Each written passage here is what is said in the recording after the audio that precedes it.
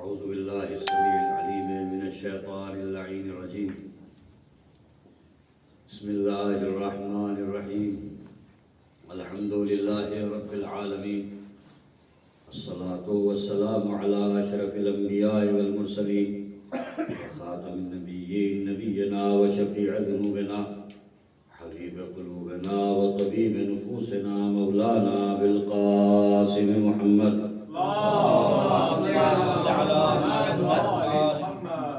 وعلى أهل بيته الأطيبين الأطهرين المعصومين المظلومين المنتجبين المنتخبين ولعنة الدائمة الباقية على أعدائهم وغاصب حقوقهم ومنكر فضائلهم وعصمتهم وعطشهم أجمعين من الآن إلى قيام يوم الدين. أما بعد فقد قال الله تعالى في محكم كتابه المجيد وفرقانه الحميد وقوله الحق. بسم الله الرحمن الرحيم. وقضى ربك ألا تعبدوا إلا إياه وبالوالدين إحسانا إما أن يبلغن عندك الكبر أحدهما أو كلاهما فلا تقل لهما أف ولا تنحرهما وقل لهما قولا كريما واخفض لهما جناح الذل من الرحمة وقل رب ارحمهما كما ربياني صغيرا.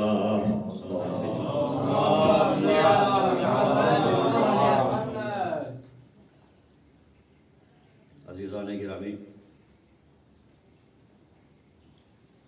جیسا کہ آیہ کریمہ سے آپ حضرات سمجھ چکے ہیں، پہلے سے موضوع معین کہ احترام والدین کے سلسلے میں گفتگو کرنا کہ اللہ نے والدین کا کیا احترام اور کیا مقام رکھا ہے، کیا مرتبہ اللہ نے والدین کو عطا کیا. ارشاد رب العزت وقضى ربک، پہلے آیت کا ترجمہ عرض کیے لیتا ہوں. علماء کرام تشریف فرما ہیں، لیکن دوسرے جو حضرات سن رہے ہیں علماء کرام کو تو ضرورت نہیں ہے کہ ترجمہ سنیں.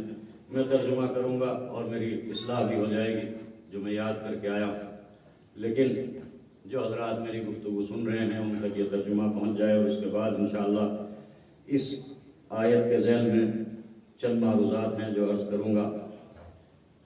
تو ارشاد رب العزت ہے وَقَضَىٰ رَبُّكَ أَلَّا تَعْبُدُوا إِلَّا إِيَّاهُ، کہ تمہارے پروردگار کا حکم لا تعبدوا الا إِيَّاهُ، کہ اس کے علاوہ اس کے سوا کسی کی عبادت نہ کرو.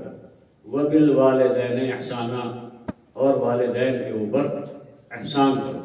اما یبلغن عندک الکبر احدہما او کلاہما، اگر ان دونوں میں سے کوئی ایک یا دونوں تمہارے سامنے ضعیف ہو جائیں، بوڑھے ہو جائیں، فلا تقل لہما اف، تو تم انہیں اف بھی نہ کہو. ولا تنحرہما، اور انہیں جو ظاہراً ترجمہ کیا گیا ہے وہ ترجمہ یہ کیا گیا ہے انہیں چھڑکو نہیں. وقل لہما قولا کریما، اور ان کے ساتھ بہت ہی نرم لہجے میں گفتگو کرو. وَاخْفِضْ لَهُمَا جَنَاحَ الذُّلِّ مِنَ الرَّحْمَةِ، اور اپنے شانوں کو انکساری کے ساتھ اپنے شانوں کو ان کے سامنے جھکا دو. وَقُلْ رَبِّ ارْحَمْهُمَا كَمَا رَبَّيَانِي صَغِيرًا، اور کہو کہ پروردگار ان کے اوپر ایسے ہی رحم فرما کہ جیسے انہوں نے بچپن میں میری پرورش کی ہے، مجھے پالا. صلوات بھیجیں محمد علیہ وسلم.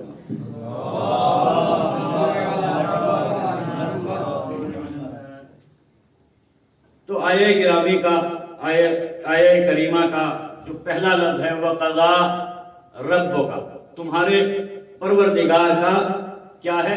حکم ہے. قضا کے معنی یہاں پر حکم ہے. اور اس کے علاوہ بھی دوسرا جو استعمال کیا جاتا ہے حکم کے معنی میں وہ ہے امر. علماء کرام جانتے ہیں کہ امر ظاہراً فی الوجوب، کہ امر جو ہے وہ وجوب کے اوپر دلالت کرتا ہے. اسی طرح سے امر کسے کہتے ہیں؟ امر بھی حکم کو کہتے ہیں. اب امر بھی حکم کو کہتے ہیں اور قضا بھی حکم کو کہتے ہیں. جیسے اقیم الصلاۃ امر ہے، اور امر ظاہر ہے کس چیز میں؟ وجوب میں. لیکن امر میں اور قضا میں تھوڑا سا فرق ہے. وہ فرق کیا ہے؟ فرق یہ ہے کہ امر حالات کے بدلنے سے بدل جاتا ہے. جیسے اقیم الصلاۃ، نماز کو قائم کرو. نماز ظہر کی کتنی رکعت ہے؟ 4 رکعت نماز ہے. لیکن اگر کوئی مسافر ہو جائے، سفر کر لے، تو اب یہی 4 رکعت نماز 2 رکعت ہو جاتی ہے.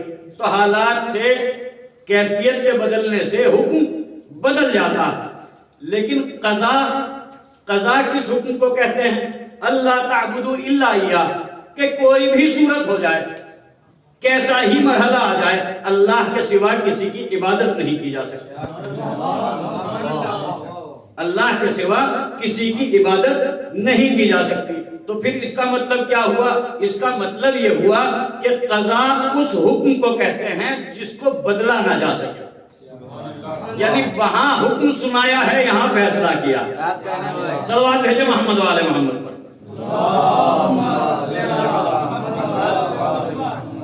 تو اب آیے کریمہ کا ترجمہ کچھ اس طرح سے کروں اس شرح کی روشنی میں.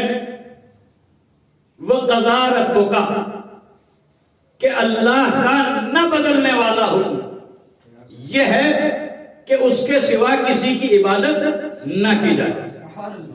وَبِالْوَالِدَيْنِ احسانا، اور اللہ کا بدلنے والا، نہ بدلنے والا حکم یہ ہے کہ اپنے والدین کے اوپر احسان.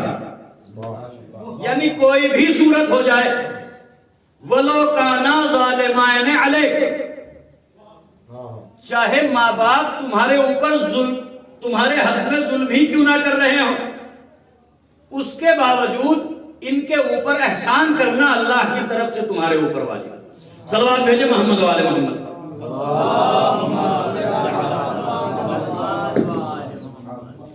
وَبِالْوَالِدَيْنِ احسانا، اللہ کا نہ بدلنے والا حکم یہ ہے کہ والدین کے اوپر احسان کرو.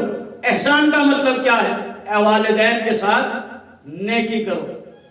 اب یہ نیکی لفظ مختصر ہے، لیکن اگر اس کے دائرے کو دیکھا جائے تو ہر چیز، جتنی بھی اچھائیاں ہیں، سب اس ایک لفظ نیکی کے اندر سمٹی ہوئی ہے.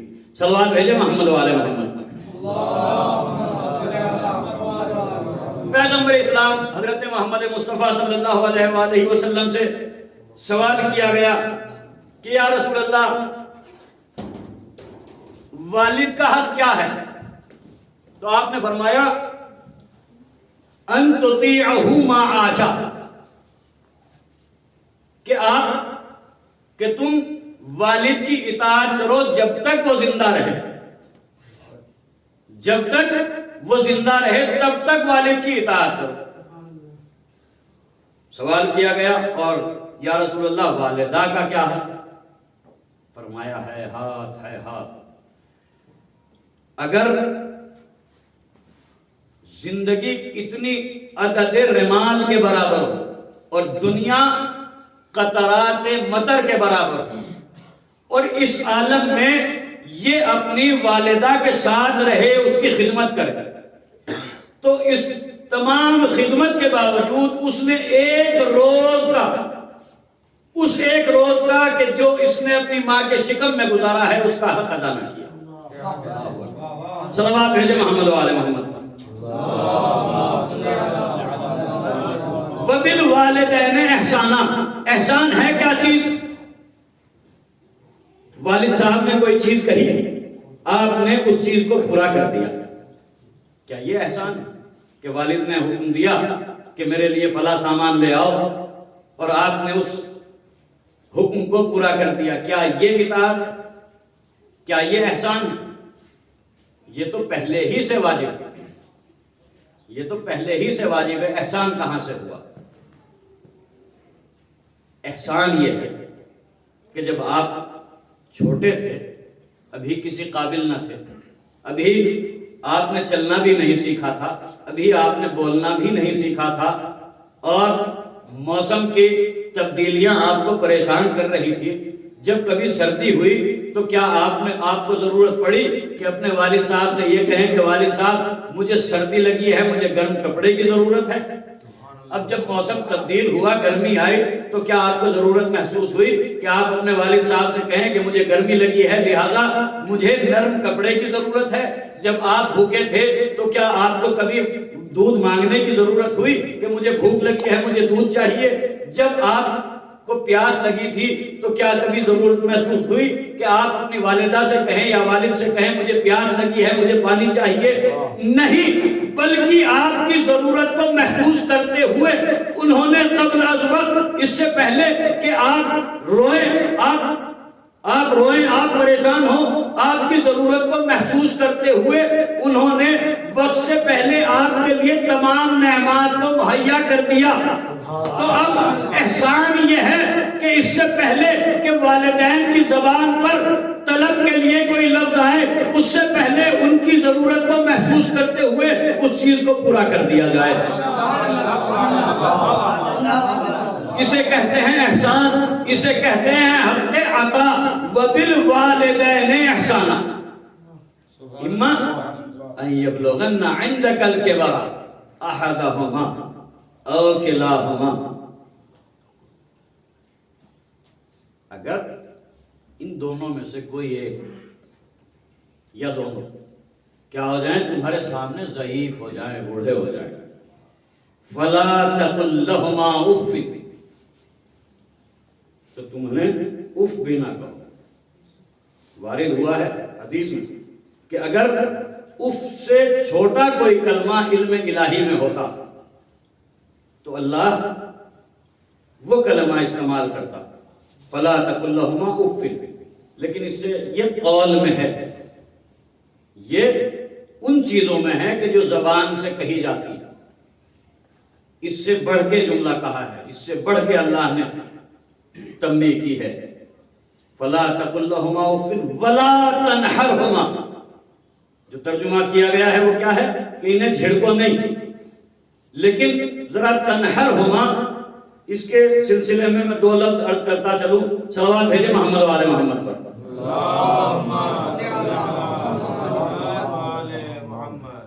دیکھیں دو طرح کے جانور ہوتے ہیں، ایک جانور ہوتا ہے کہ جو چھوٹی گردن کا جانور ہوتا ہے، ایک جانور ہوتا ہے جو بڑی لمبی گردن کا جانور ہوتا ہے۔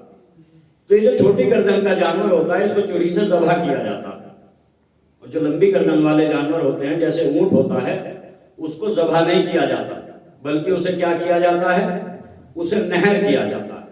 یہ نہر ہے کیا چیز؟ صلوات بھیجے محمد والے محمد۔ یہ نہر کیا چیز ہے؟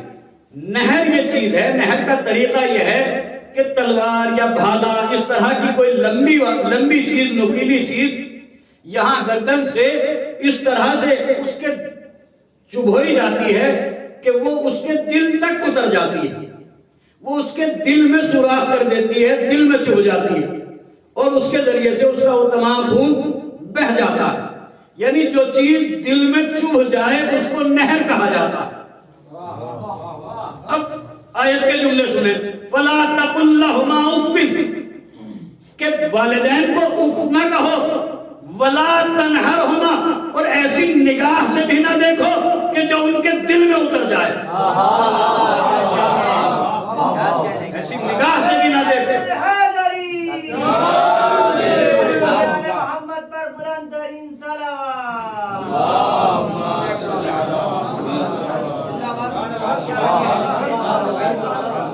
ایسی نگاہ سے بھی نہ دیکھو کہ جو ان کے دل میں چبھ جائے۔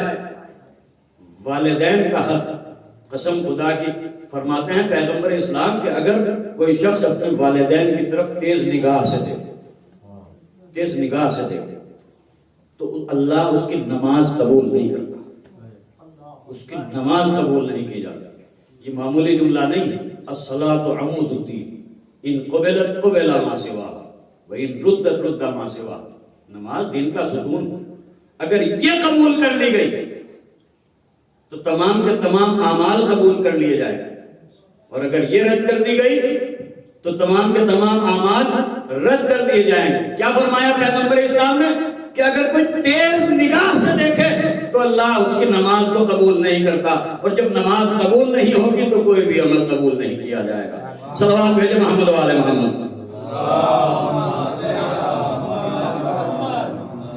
وَلَا تَنْحَرْهُمَا وَقُلْ لَهُمَا قَوْلًا كَرِيمًا، کہ جب ان سے گفتگو کرو تو بڑے نرم لہجے میں گفتگو کرو، بہت پیار کے ساتھ ان سے گفتگو کرو، کبھی ان کی آواز پہ اپنی آواز کو بلند نہ کرو، اور کیوں نہ ہو امام سجاد علیہ السلام سے ماں کے بارے میں سوال کیا گیا، ماں کیسی منزلت ہے ماں کی؟ کہا امام سجاد علیہ السلام فرماتے ہیں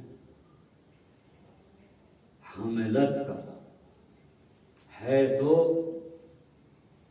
لا یتحمل احد احدا، کہ یہ جو ماں ہے اس نے تمہارا بوجھ اٹھایا، تمہیں اٹھایا اس طرح سے کہ جیسے کوئی کسی کو اٹھا نہیں سکتا۔ وَتَعَمَدْ کا من ثمرت قلبها ہے تو لا یطعم احد احدا، اس نے اپنے خون جگر سے، اپنے دل سے تمہیں اس طرح سے کھلایا کہ جیسے کوئی کسی کو کھلا نہیں سکتا۔ الفاظ کے اوپر توجہ کریں کہ اس طرح سے تمہیں اٹھایا کہ جیسے کوئی کسی کو اٹھا نہیں سکتا۔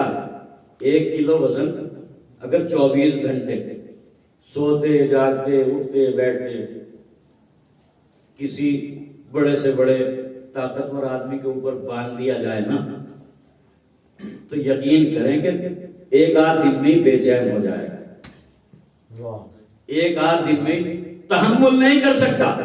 لیکن یہ ماں ہے کہ جس نے 32 مہینے، جس نے 32 ہفتے 9 مہینے اس طرح سے اٹھایا کہ سوتے جاگتے اٹھتے بیٹھتے اپنی تمام ضروریات زندگی کو پورا کرتے ہوئے تمہیں اس نے برداشت بھی کیا اور دعائیں بھی کی،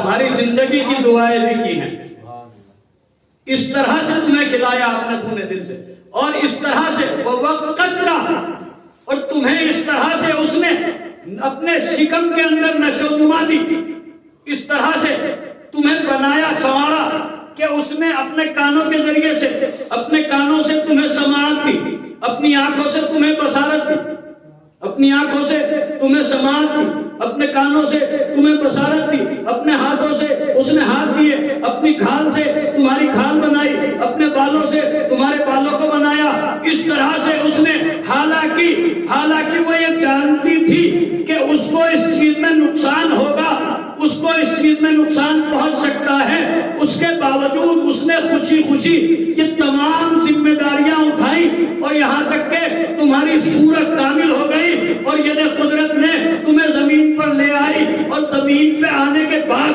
پھر اس ماں نے کیا عمل کیا؟ اس ماں نے عمل یہ کیا کہ یہ خود بھوکی سو گئی لیکن تمہیں بھوکا نہ سونے دیا، یہ خود پیاسی رہ گئی لیکن تمہاری پیاس برداشت نہ کی، یہ خود نہ سوئی لیکن تمہیں سکون و آرام کی نیند اس نے سلایا، اس طرح سے اس نے تمہاری پرورش کی، اس طرح سے تمہیں پروان چڑھایا۔ اب اس کے بعد بھی بطنها لک وعاء، اس کا شکم تمہارے لیے ظرف بنا رہا، وحجرها لک ہوا، اور اس کی آغوش تمہارے لیے گہوارہ بن گئی، اس کی آغوش تمہارے لیے گہوارہ بن گئی، اور اس کا ہاتھ تمہارے لیے ڈھال بن گیا۔ اس طرح سے اس نے زمانے کے سرد و گرم کو تحمل کیا، لیکن تم تک زمانے کے سرد و گرم کو نہ پہنچنے دیا۔ اب ان تمام چیزوں کے بعد اب ان تمام چیزوں کے بعد کیا تم اس ماں کا شکریہ ادا کر سکتے ہو؟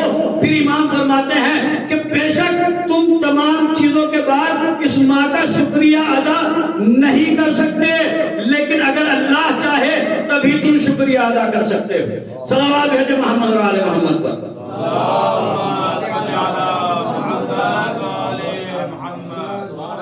اتنی تمام قربانیاں کہ جو ماں نے دی ان کا شکریہ ادا نہیں کر سکتے، اس ایک دن کا شکریہ ادا نہیں کر سکتے کہ جو قسم خدا کی یہ تو ایک عام ماں ہے، عرض کرتا چلوں کہ یہ تو ایک عام ماں ہے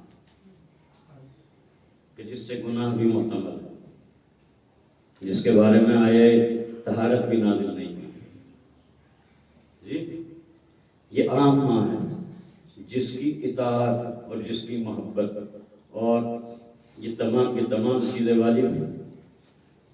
اگر اس کی طرف تیز نگاہ سے دیکھ لے تو نماز بھی قبول نہیں ہے، کوئی عمل قبول نہیں ہے، تو پھر اس کا کیا مرتبہ ہوگا کہ جسے رسول اپنی ماں کا درجہ دیتا ہے۔ صلوات بھیجے محمد و آل محمد۔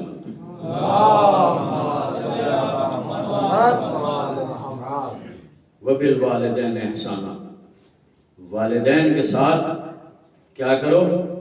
احسان کرو۔ جناب موسیٰ فرماتے کیا؟ پروردگار، اے پروردگار مجھے بتا دے کہ جنت میں میرا پڑوسی کون ہوگا، جنت میں کون میرا پڑوسی ہوگا۔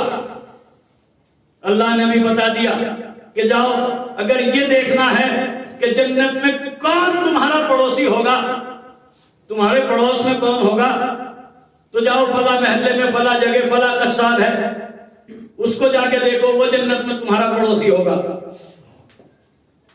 جناب موسیٰ چلے گئے، جا کے دیکھا، دیکھتے رہے، جہاں اور قصاب تھے وہی یہ بھی تھا، جو کام وہ کر رہے تھے وہی یہ بھی کر رہا تھا، جس طرح سے وہ گوشت کاٹ رہے تھے اسی طرح سے یہ بھی کاٹ رہا تھا، جس طرح سے وہ بیچ رہے تھے اسی طرح سے یہ بھی بیچ رہا تھا۔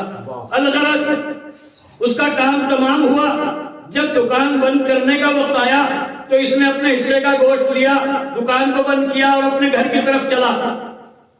جناب موسیٰ اس کے پیچھے پیچھے چلے، اس کے نزدیک پہنچے، اس نے پلٹ کے دیکھا، فرمائیے کون ہے، مجھ سے کیا کام ہے، کیسے میرے پیچھے آ رہے ہیں؟ کہ مسافر ہوں، تمہارا مہمان ہونا چاہتا ہوں، مجھے اپنے گھر میں مہمان رکھو گے؟ آئیے تشریف لائیے، بسم اللہ، لے کے چلا گیا اپنے گھر۔ اب جناب موسیٰ اس کے مہمان ہیں، اس نے جناب موسیٰ کی خاطر مدارات میں کوئی کمی نہ اٹھا رکھی، کھانا پیش کیا۔ اب کھانا پیش کیا تو یہ کھانا کھا رہا تھا، ہر تھوڑی دیر کے بعد جناب موسیٰ کے ساتھ بھی بیٹھتا اور ہر تھوڑی دیر کے بعد یہ جناب موسیٰ سے اجازت لے کے کہیں چلا جاتا۔ 2 بار ہوا، تیسری بار جناب موسیٰ نے پوچھ ہی لیا کہ کیا ماجرا ہے، یہ تو حق ضیافت نہیں ہے کہ تو بیٹھتا ہے پھر مجھے تنہا چھوڑ کے ہر تھوڑی دیر کے بعد تو چلا جاتا ہے، وجہ کیا ہے، سبب کیا ہے؟ کہتا ہے کہ میرے ماں ہے جو بہت ضعیف ہے، میں خود اس کے تمام خدمات اپنے ہاتھ سے انجام دیتا ہوں، میں اسے کھانا اپنے ہاتھ سے کھلاتا ہوں، لیکن جب میں اسے کھانا کھلاتا ہوں تو وہ مجھ سے کچھ کہتی ہے جو میری سمجھ میں نہیں آتا۔ اللہ اکبر، وہ مجھ سے کچھ کہتی ہے جس کو میں سمجھ نہیں پاتا، لیکن آج عجیب اتفاق ہوا کہ میری ماں نے مجھ سے جو کہا وہ میں نے غور سے سنا تو مجھے کچھ سمجھ میں آیا کہ وہ مجھے دعا دے رہی تھی۔ وہ مجھے دعا دے رہی تھی۔ دعا کیا تھی؟ پوچھا جناب موسیٰ نے کہ کیا دعا دے رہی تھی؟ کہا میری ماں مجھے دعا یہ دے رہی تھی کہ اللہ تجھے جنت میں موسیٰ کا پڑوسی بنائے، اللہ تجھے جنت میں موسیٰ کا پڑوسی بنائے۔ تو یہ جناب موسیٰ کو جانتا نہیں تھا۔ جناب موسیٰ نے کہا کہ جا اور اپنی ماں سے کہہ دے کہ اللہ نے تیری دعا قبول کر لی۔ ارے جب ایک عام ماں اپنے بچے کو دعا دے اور اللہ قبول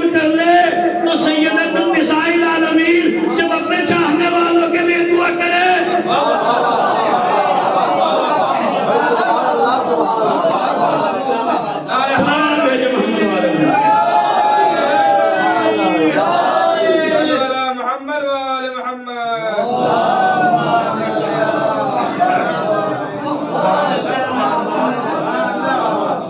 سبحان اللہ سبحان اللہ کیا کہنے واہ بھائی واہ سبحان اللہ سیدتین نساء العالمین اگر اپنے چاہنے والوں کے لیے دعا کرے کیا اللہ قبول نہیں کرے گا؟ والد کیا عظیم مرتبہ ہے والد باپ کا مرتبہ فرماتے ہیں امام زین العابدین علیہ السلام کہ اگر اپنے اندر صفات حمیدہ دے اچھے صفات دے تو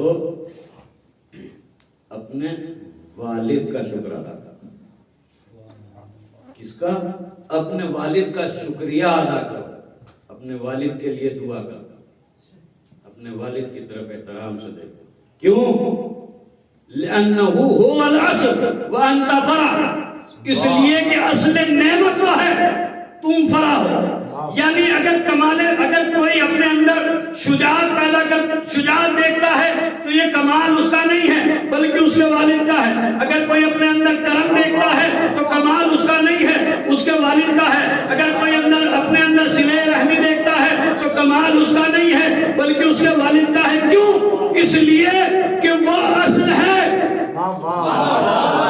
اس لیے کہ وہ اصل ہے اب اگر کوئی اشجع عالم ہو قوت پیغمبر ہو فاتح خیبر ہو ساونت حیدر ہو ریگا نشاء ہو خیرت کا عالم ہو آگہی کا باب ہو حق ساز ہو حق نواز ہو حق آواز ہو حق آب ہو آب بقا امام زمان آیہ مبی ہو کنز علوم کاشف سر کعبہ یقین ہو قاضی دہر قبلہ دورہ قوام الدین ہو صاحب نہج بلاغت ہو موجد آہنگ فضاعت ہو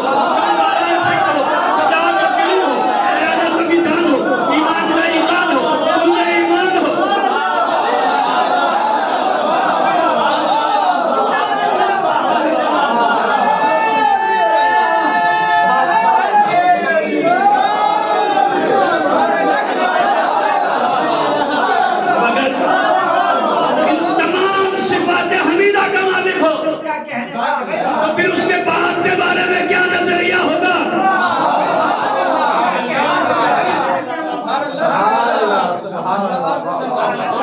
لأنه هو الأصل ارے ابو طالب اصل ہے علی فرع ہے جس کا بیٹا کل ایمان ہو اس کے ایمان کو پوچھتے ہو کہ حضور کلمہ نہیں پڑھا تھا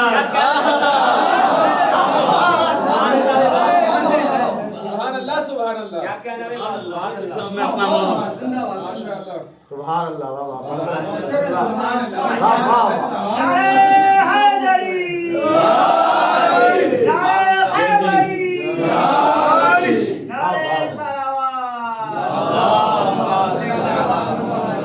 اس کے کلمے کے بارے میں سوال کرتے ہیں کلمہ نہیں پڑھا تھا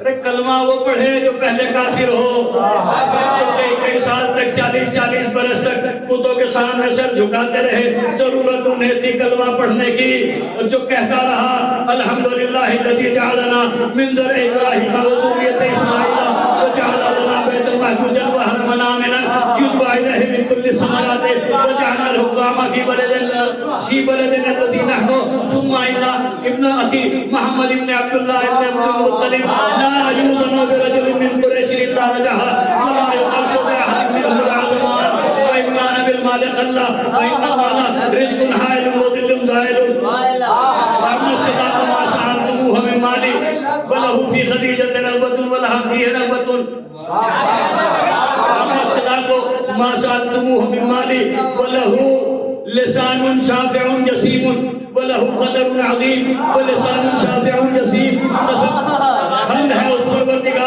حمد ہے اس پروردگار کی جس نے ہمیں سر ابراہیم اور ذریت اسماعیل میں قرار دیا ابھی تمام مکے والے لاکھوں حبل و عزا کے سامنے سر جھکا رہے تھے ابو طالب کلمہ وحدانیت پڑھ رہا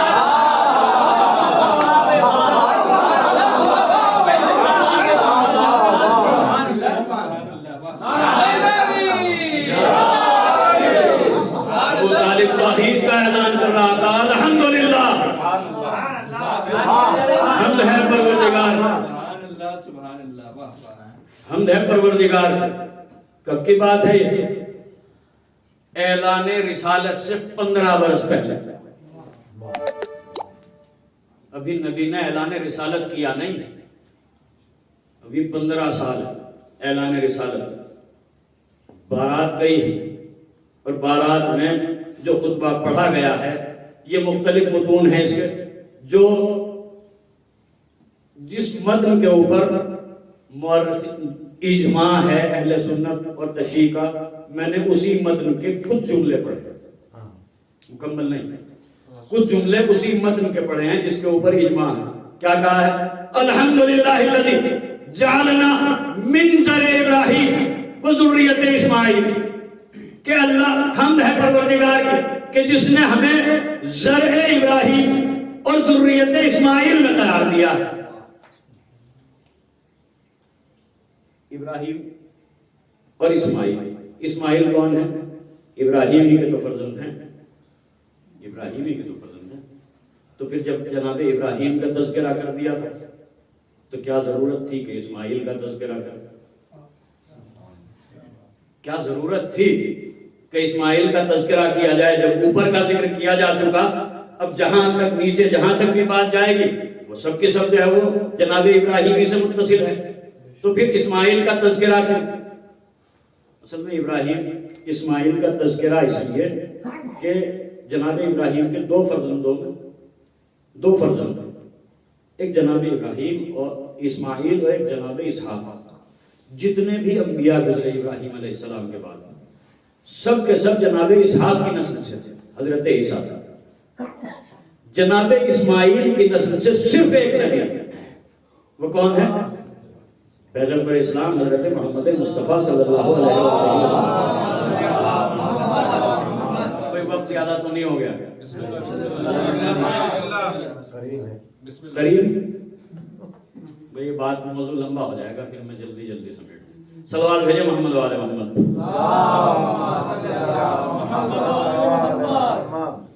کیا ہوا کہ حضرت ابراہیم اور حضرت اسماعیل علیہ السلام دونوں خانہ کعبہ کی بنیادوں کو بلند کر رہے ہیں اور دعا کر رہے ہیں، پروردگار ہماری طرف سے اس کو قبول فرما اور ہمیں اپنا مسلمان قرار دے، امت مسلمہ، وجعلنا مسلمین لک ومن ذریتنا امۃ مسلمۃ لک، ہماری ذریت میں امت مسلمہ قرار دے، ہماری ذریت میں امت مسلمہ قرار دے۔ اب انبیاء الہی دعا کر رہے ہیں، ایک ماں کی دعا قبول ہو سکتی ہے، ایک باپ کی دعا قبول ہو سکتی ہے، تو ابراہیم کی دعا کو اللہ نے رد کر دیا ہوگا؟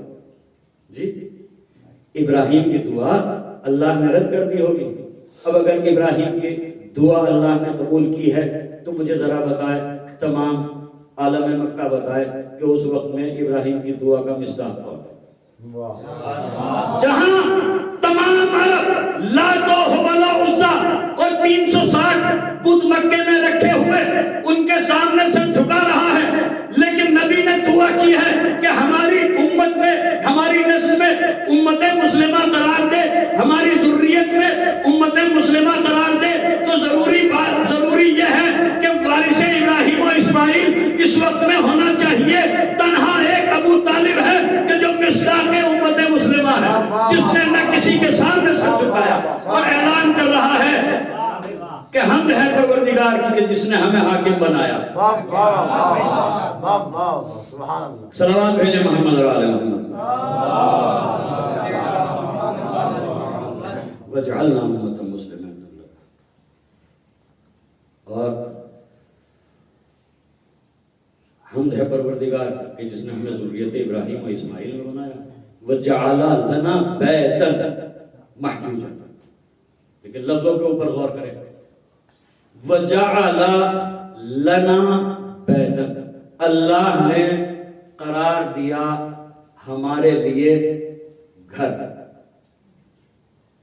یجبا الیہ من کل الثمرات، کہ جس میں تمام دنیا کے میوے آ کر جمع ہوتے ہیں۔ اس نے ہمارے لیے کیا قرار دیا ہے؟ گھر۔ کس کا گھر؟ ہمارے لیے ہمارا گھر قرار دیا ہے اس نے، کہ جس کا حج کیا جاتا ہے، جس کا حج کیا جاتا ہے اور تمام میوے یہاں آ کر، تمام نعمتیں یہاں آ کر جمع ہوتی ہیں۔ کسی کو پتہ نہ چلتا کہ گھر کس کا ہے اگر علی خانہ کعبہ میں نہ آتا. کسی کو پتہ نہ چلتا کہ گھر کس کا ہے اگر علی خانہ کعبہ میں نہ آتے.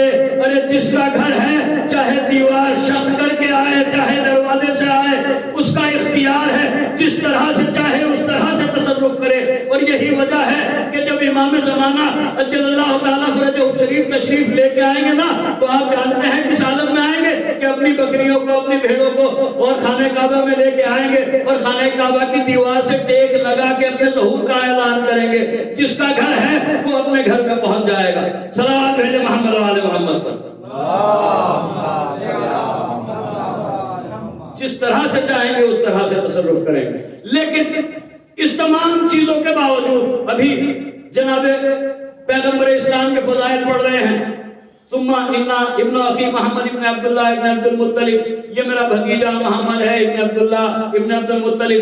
قریش کے کسی بھی آدمی کے مقابلے میں اس کا قیاس نہیں کیا جا سکتا. میرا بھتیجا سب سے افضل ہے, میرا بھتیجا سب سے اعظم ہے. اگرچہ مالی اعتبار سے تھوڑا کمزور ہے لیکن مال کا کیا اعتبار ہے؟ ذل زائل ورزق الحائل, یہ آنے جانے والی چیز ہے. آج میرے پاس ہے, کل تمہارے پاس ہے, پرسوں کسی اور کے پاس ہے. بات یہ ہے کہ خدیجہ نے انہیں پسند کیا ہے اور انہوں نے خدیجہ کو پسند کیا ہے. بس آخری جملے وَلَهُ شَانٌ رَفِيعٌ وَلِسَانٌ شَافِعٌ جَسِيمٌ وَلَهُ خَطَرٌ عَظِيمٌ وَلَهُ خَطَرٌ عَظِيمٌ. میرا بھتیجا وہ ہے کہ جس کا عظیم منصب ہے. میرا بھتیجا کیا ہے؟ میرا بھتیجا وہ ہے کہ جس کا عظیم منصب ہے. یہ منصب کون سا ہے؟ ابھی 15 سال ہے اعلان رسالت, ابھی 15 سال ہیں اعلان رسالت میں. ابو طالب ہے کہ جو منصب کا اعلان کر رہا ہے. یہ منصب کون سا ہے؟ یہ منصب رسالت نہیں تو اور کیا ہے؟ ارے تم وہ ہو کہ جو 15 سال کے بعد کلمہ پڑھو گے. ابو طالب وہ ہے کہ جو پہلے سے جانتا ہے میرا نبی, میرا بھتیجا نبی خدا. صلوات بھیجے محمد و آل محمد.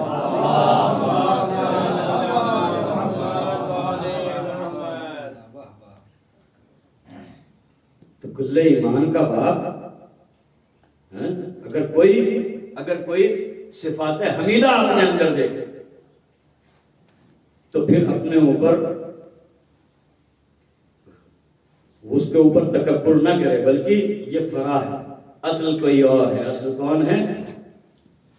اصل باپ ہے کہ اسی کی وجہ سے یہ تمام نعمتیں اس کے حصے میں آئی, اسی کی وجہ سے یہ نعمتیں اسے ملی.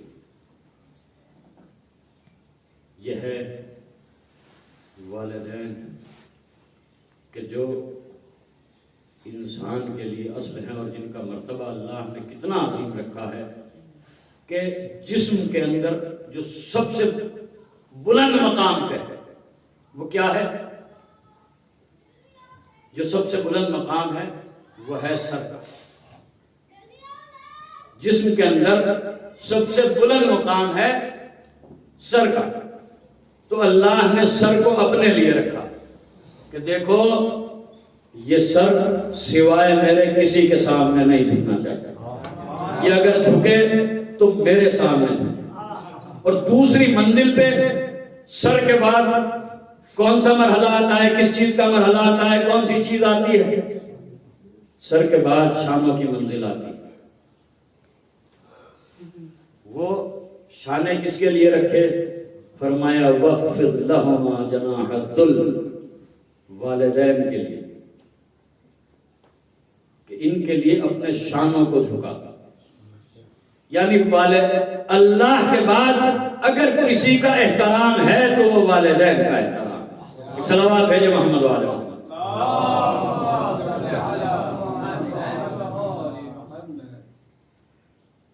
شخص آیا, زیادہ دیر تو نہیں ہوگی, ٹائم ہو گیا.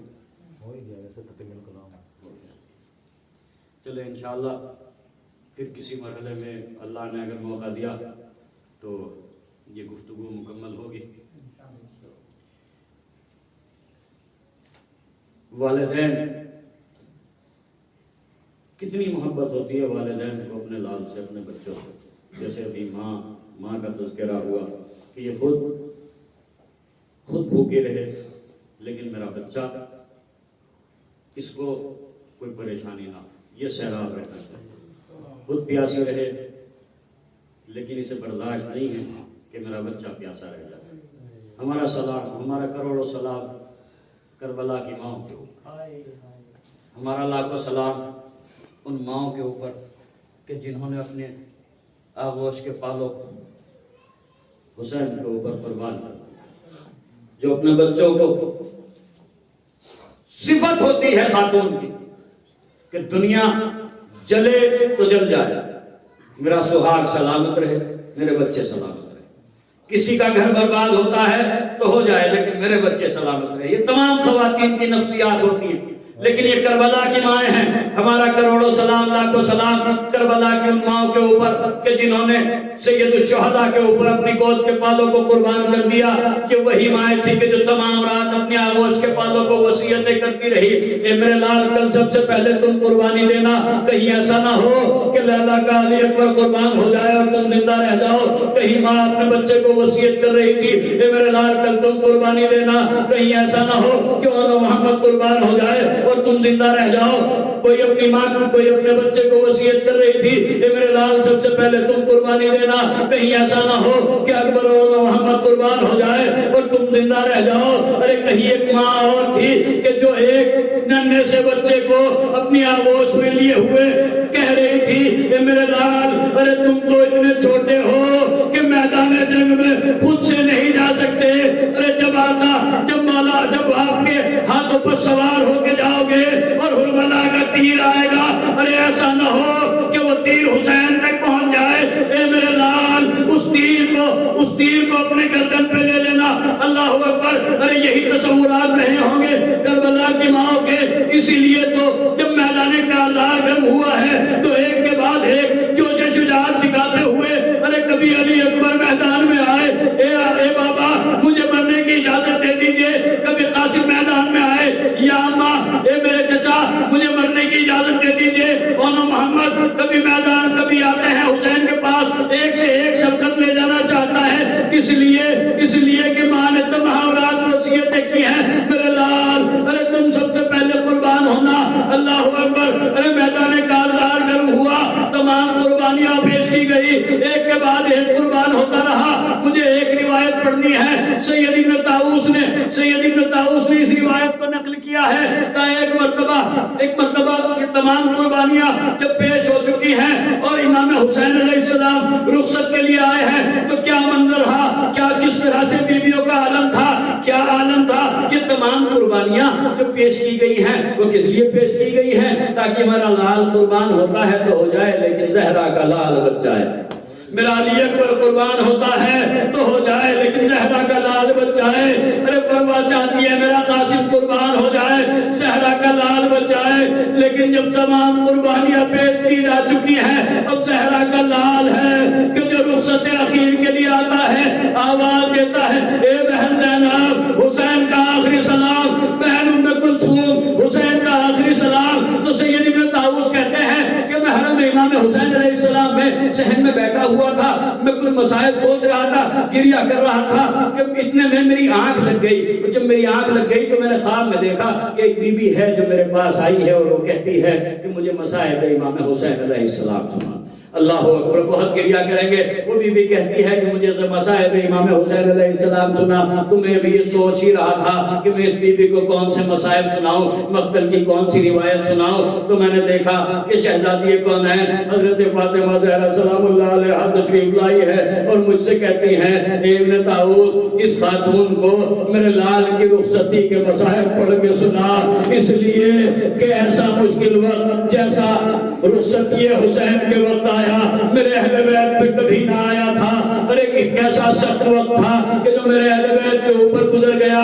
ارے حسین رخصت ہونا چاہتے ہیں، حسین جب رخصت ہونا چاہتے ہیں تو کبھی بچے پڑھ کے دامن پکڑ لیتے ہیں، اے بابا ارے ہمیں کس کے سہارے چھوڑ کے جا رہے ہو۔ کبھی زینب ہے کہ بار بار ماں جائے کہ گردن میں اپنی باہیں ڈال دیتی ہیں، حسین رخصت ہو کے چلتی ہیں کہ حسین زینب تڑپ کے اپنے ماں جائے سے لپٹ جاتی ہیں، محلن محلا یبن الزہرا، اے میرے بھیا ذرا ٹھہرو تو صحیح، میں تمہارا آخری وسيعلم الذين ظلموا أي منقلب ينقلبون إنا لله وإنا إليه راجعون بذنب قضائه وتسليم إليه پروردگار تجھے واسطہ ہے محمد محمد علیہ السلام ہماری مختصر سی عبادت کو بارگاہ میں قبول فرما پروردگار یہ واسطہ ہے محمد والے محمد علیہ السلام جہاں جہاں بھی شیعیان حیدر کرار ہیں ان کی حفاظت فرما پالنے والے دنیا ظلم و جوال سے بھر چکی ہے ظلم اپنا سر اٹھا رہا ہے پالنے والے اس پرچم ظلم کو سرنگو فرما اے پروردگار جن لوگوں نے بھی شیعیان اہل بیت علیہ السلام کو جہاں جہاں بھی اذیت دی ہے اس وقت میں یزیدیت اپنا سر اٹھا رہی ہے کہ پروردگار ضرورت حسین کی ہے پھر سے حجت اخیر وارث امام حسین علیہ السلام امام زمانہ کے ظہور میں تعظیم فرما ان کو ان کے اعوان انصار میں شمار فرما ایک مرتبہ سورہ الحمد اور 3 مرتبہ سورہ توحید کی تلاوت فرما کر مونی فیملی